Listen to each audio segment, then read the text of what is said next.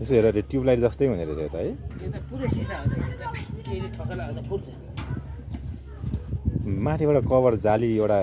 केही ठोक आउनु पर्ने के भन्नु सेक्छ नि हम सेक्छ के लाउ होइन बच्चाहरू छैन कसैले ढुङ्गाहरू भने त फुट्दैन आफै त फुट्दैन नि हजुर हजुर यसलाई कसैले हान्दियो भने मात्रै हो सबैको त्यही हो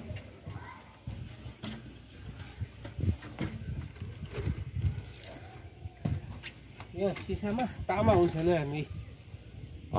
रातो तामा भित्र त्यो तामा त तामै रहेछ है माथिको सिसा फुटे पनि तामा चाहिँ भित्र हुँदो रहेछ फेरि सिसा चाहिँ खास के को लगाइरहेको होला त्यो तामा भएपछि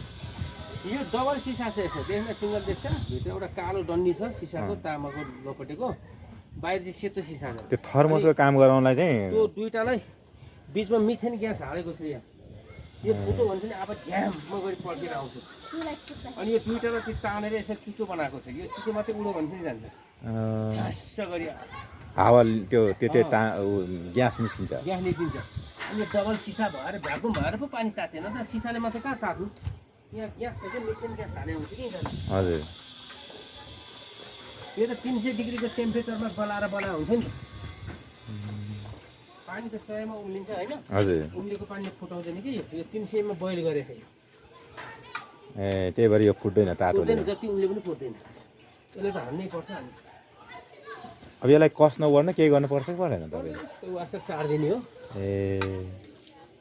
यस्तो टाइट भयो नि त्यही भएर सेतोले च्याप्प समात्छ